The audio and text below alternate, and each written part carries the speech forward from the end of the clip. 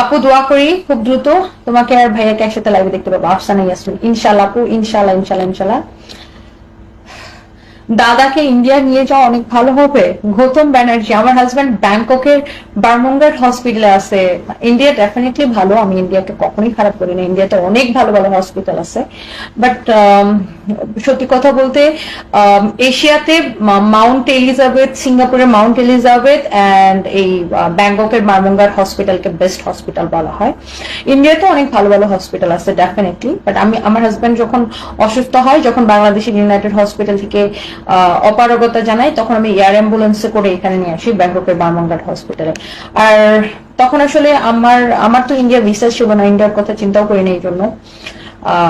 তো এই জন্য আমার ব্যাংককের ভিসা আগে থেকে করা ছিল, আমার অলওয়েজ ব্যাংককের ভিসা থাকে, এই জন্য পরে ব্যাংককে নিয়ে আসছি। আর বারমুঙ্গার হসপিটাল মানে one of the best hospital. এখানে ইউরোপ আমেরিকা থেকে অনেক প্রচুর পেশেন্ট আসে। আচ্ছা, তমা ইসলাম, ওয়ালাইকুম আসসালাম। দুলাভাই কেমন আছো? দুলাভাইয়ের জন্য নামাজ পড়ে দোয়া করে আল্লাহ দুলাভাইকে সুস্থ দান করুক, দীর্ঘ এক দান করুক। Thank you so much. Thank